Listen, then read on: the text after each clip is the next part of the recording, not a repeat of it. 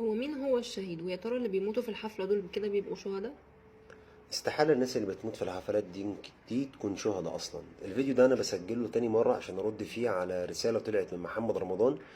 بيرد فيه بيقول الناس الوحشة، زعلان من الناس الوحشة اللي طالعة بتقول إن الولد اللي مات ده في الحفلة ده شهيد وانتوا فاشلين مش عاملين حاجة. لا الحمد لله، أنا كمدرس مش فاشل، أنا واحد كمدرس بعلم الناس عن ربنا، هقابل ربنا يوم القيامة وأنا محفظ آلاف الناس القرآن، من الناس لغة القرآن، اللغة العربية.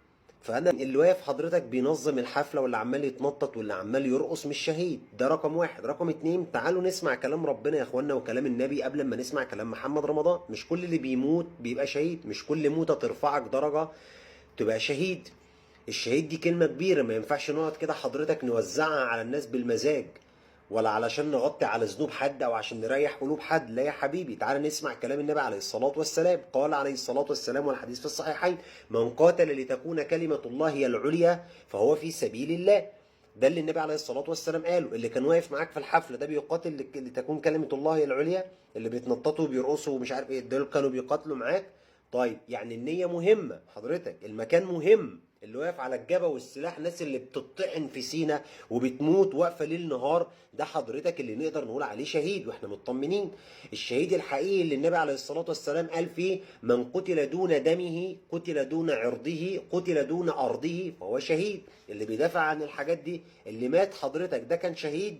طيب الخمسة التانيين اللي النبي اتكلم عنهم، قال المبطون اللي مات بمرض في بطنه، والغريق النبي قال عنه شهيد، والحريق النبي عليه الصلاة والسلام قال عنه شهيد، وصاحب الهدم اللي بيتهدم عليه ده عندك، ولا اللي انفجرت فيه الأنبوبة حضرتك ده تقول لي عنه شهيد؟ لا انت كده بتألف. انت كده لربنا، يا ربنا بيقول فيهم: ولا تقولوا لما تصف ألسنتكم الكذب هذا حلال وهذا حرام لتفتروا على الله الكذب. انت كده بتفترى على الله الكذب يا محمد يا رمضان. واعرف دينك، حفلاتك كلها معروفة، عبارة عن اختلاط، عبارة عن غنى، عبارة عن خمور، عبارة عن عري، عبارة عن تنطيط، عبارة عن حلقات كلها تشبه بالكفار والمشركين لا تليق.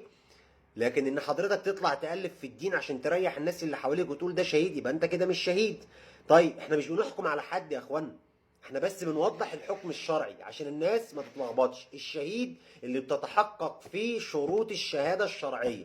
بلاش نجامل على حساب الدين يا اخوانا، لان ده مش ديني ولا دينك ولا دين ابويا ولا دين ابوك، ده دين الله عز وجل.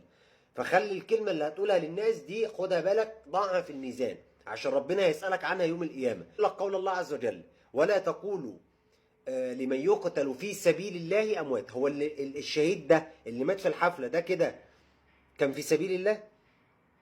اللي كان عندك ده كده مات في سبيل الله؟ تيجي تقول لي طب بالنسبه للناس اللي كانت شغاله، ما هو ده اكل عيشهم وشغلهم يا اخوانا. ما الراجل اللي واقف على البار بيشرب الناس خمر، ما ده اكل عيشه. الست اللي ماشيه بتزني في الحرام، ما هو ده اكل عيشها يا اخوانا.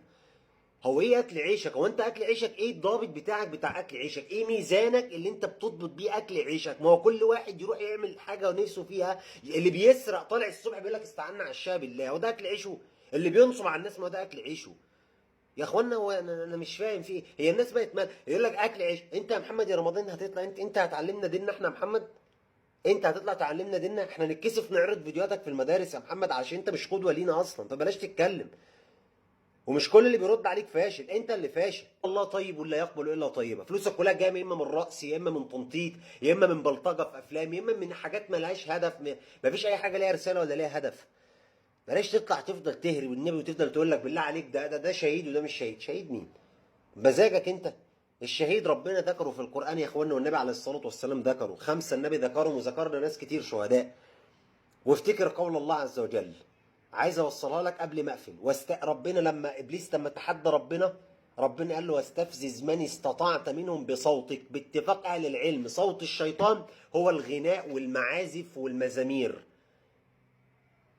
فاللي واقف بيسمع مزامير الشيطان هو ده حضرتك الشهيد؟ مش هرد يعني، سايب الجواب لحضراتكم. والحمد لله ان احنا بينا مين هو الشهيد الحقيقي. فبلاش تقعد بالله عليك، خليك يا عم الله يهديك ويصلح حالك في التنطيط بتاعك وملياراتك وسياراتك والذهب اللي انت عمال تلبسه. سيبنا احنا يا عم، خلينا نقابل ربنا مش بالدين. ما عندناش غيره والله، ما عندناش غيره. بس شكرا.